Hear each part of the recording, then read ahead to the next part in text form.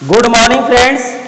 पिछले वीडियो में हम लोग 10.2 का प्रश्न नंबर 3 तक किए थे और लाइन कट गया था, जिसकी वजह से आगे का प्रश्न नहीं बना था। तो अब इस वीडियो में हम लोग प्रश्न नंबर 3 से देखेंगे। तो चलिए सबसे पहले जो है प्रश्न को लिखते हैं। सॉरी प्रश्न नंबर 3 तक तो हो गया भाई, 3 तक तो हो गया है ना, 4 से बनाना है। प्रश्न नंबर 4 से बनाना है। तो कह रहा है कि x और y के मान ज्ञात कीजिए, के मान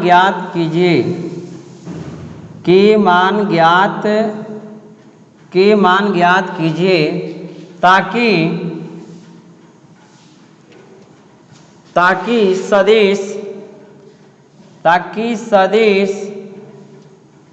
2i cap plus 3j cap plus नहीं, इतना ही है, 2i cap plus 3j cap और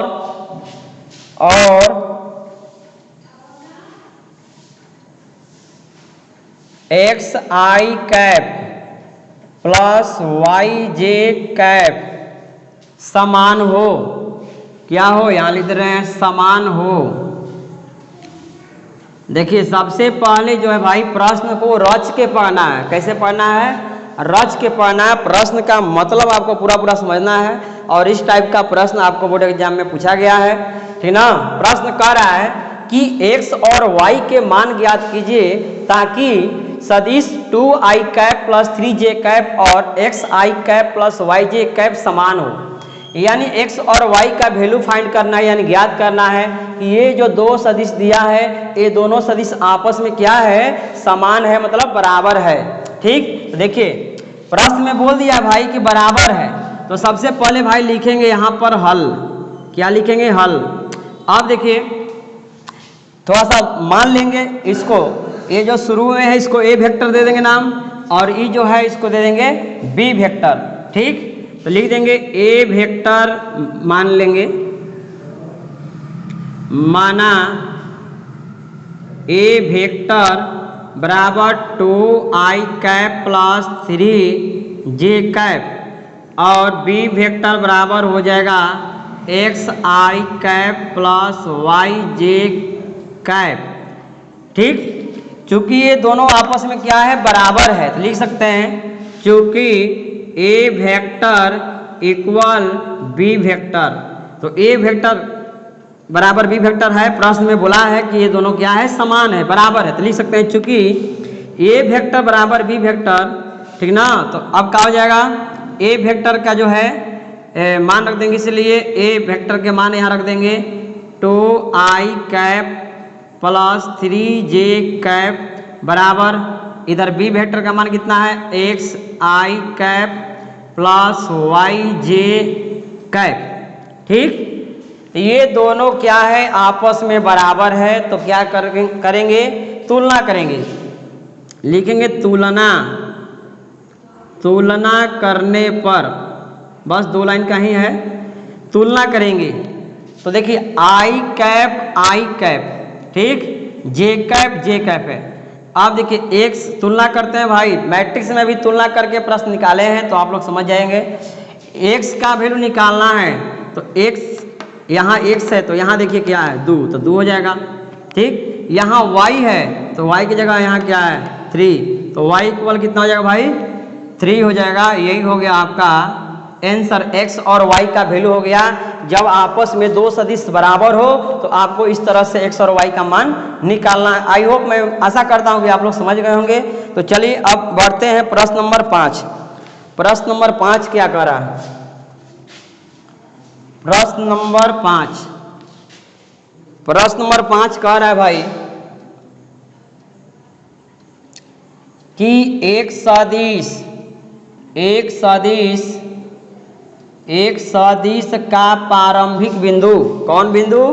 प्रारंभिक बिंदु। एक सदिश का प्रारंभिक बिंदु, एक सदिश का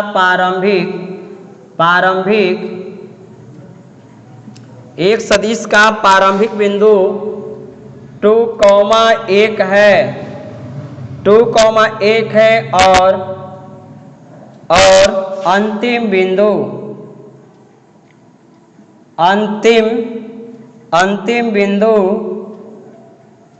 -5,7 है 7 है।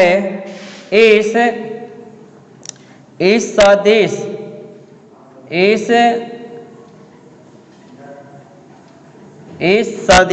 का अदिश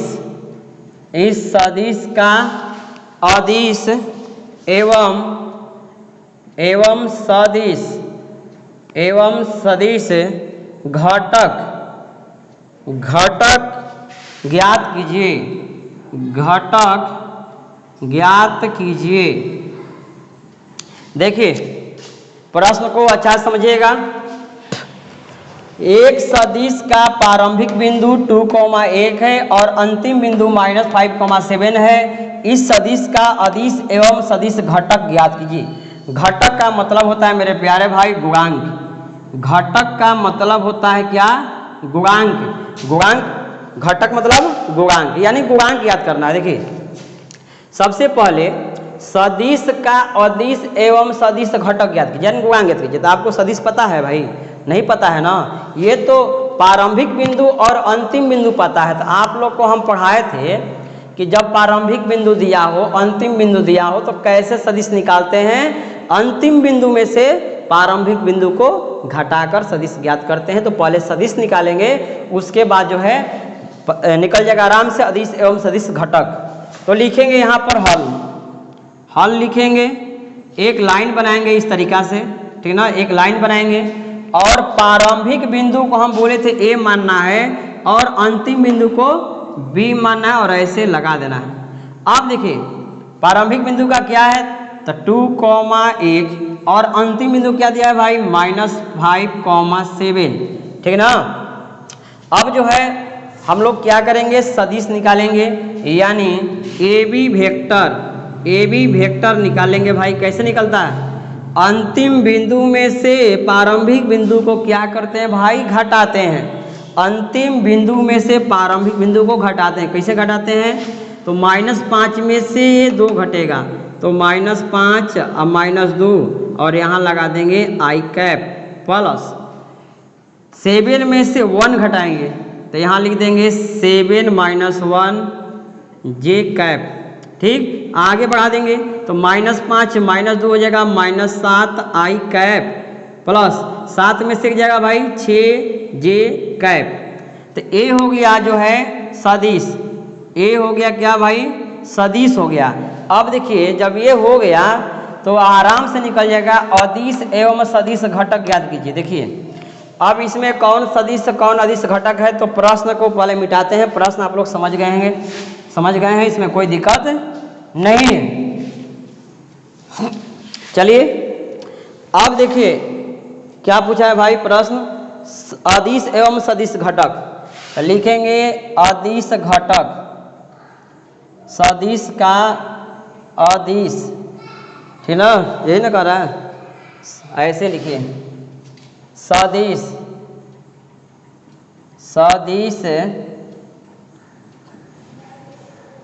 का अदिश घटक इक्वल क्या होगा। देखिए जो आई कैप और जे कैप के जो गुणांक है ना भाई, वही होता है अदिश घटक। ये जो आई कैप और जे कैप का जो गुणांक है उसी को बोलते हैं घटक यानी गुणांक। तो -7 हो जाएगा, कॉमा हो जाएगा 6, ये हो गया इसका आंसर, सदिश का अदिश घटक। अब देखिए अगर लिखना होगा सदिश का सदिश घटक, तो हम किसको लिखेंगे, तो इसको और इसको अलग अलग लिख देंगे, हो जाएगा answer -7 i cap, 6 j cap. तो ये हो गया फाइनल आपका आंसर। यानी जब भी आपको प्रारंभिक बिंदु और अंतिम बिंदु दिया रहे, ठीक ना, और सदिश और अदिश घटक जो है ज्ञात करने के लिए बोला जाए तो सबसे पहले हम सदिश ज्ञात कर लेंगे। सदिश ज्ञात कर लेंगे तो उसमें जो ये आई कैप और जे कैप का जो गुणांक होगा उसको बोलेंगे सदिश का अदिश घटक। इसको कॉमा दे देकर लिख देना है -7। आई कैप का गुणांक है -7 तो -7 लिखेंगे और जे कैप का गुणांक है 6 तो यहाँ 6 लिख देंगे। अगर लिखना होगा सदिश का सदिश घटक तो लिख देंगे अलग अलग इसको, यानी ये पूरा ये -7 आई कैप कॉमा 6 जे कैप। तो आई होप, मैं आशा करता हूँ कि आप लोग जो है ये क्वेश्चन नंबर 4 और 5 पूरा क्लियर हो गया होगा। तो अगले वीडियो में हम लोग जो है क्वेश्चन नंबर 6 से जो है बढ़ाएंगे। चलिए चलते हैं, तब तक के लिए बहुत बहुत धन्यवाद।